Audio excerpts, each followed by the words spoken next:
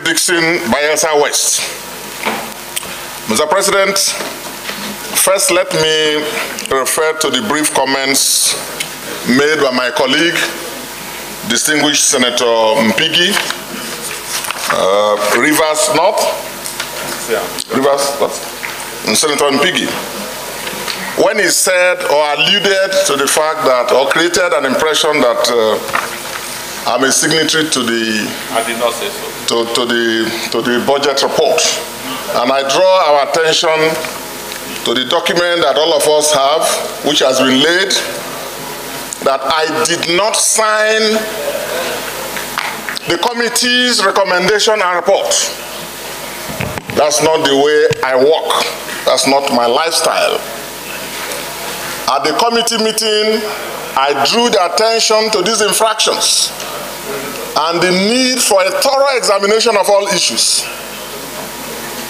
including the fiscal issues raised by distinguished Senator Yayi, popularly called Yayi. So I did not sign. So what he said is not correct, and the records are there for these reasons.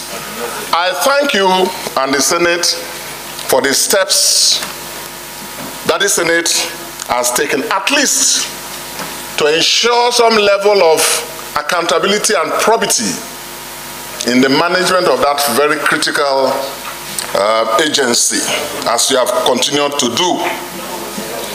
I am of the view, as I said earlier, you're asking of comments for even 2023. In addition to all the issues that have been raised, I feel this budget estimate for 2023 is not the product of the board and management that was sent to us, screened and appointed in accordance with the law.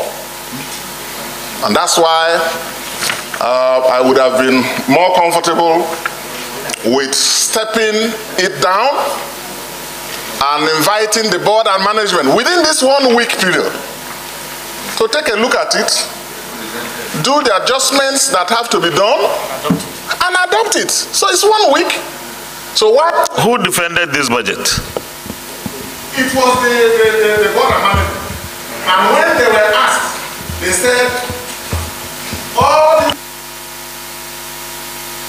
by the illegal interim administrator that ran this place illegally, unconstitutionally for 2 years, in spite of all protestations. So my take, and which is why I did not sign it. And on principle, I am, and it should be on record, that I am. Okay, did the management or the board complain about the budget proposal being a product of the sole administrator? When they were asked, they stated that this budget estimate was compiled and submitted before the appointment. The people who by the laws have the responsibility for executing this budget did not prepare it. And you see, I'm asking these questions because I want us to arrive at something. Government is continuum. As much as that sole administrator and even the 3-man interim management committee, they were all illiterate here. But the outside of the budget, they were there and they took a lot of decisions on behalf of the NDDC. And there's nothing you can do about some of the decisions they took because you are not going to screen them here.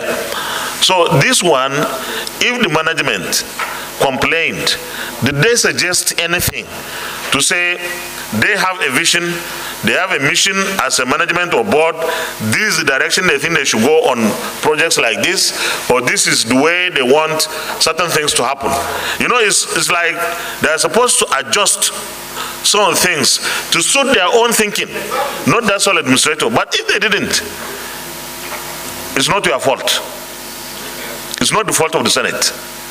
Because they were invited not to come and say, well, we were not the ones that produced it. Okay, now you have the opportunity to say, because it's still estimate, it's still a proposal. They had the opportunity to say they don't like this, because it will not give them the kind of progress they want to make in the Niger Delta. I don't think the idea of calling them back is a good idea because they were given that opportunity. But this is my opinion. Can I help you? No problem. Yes.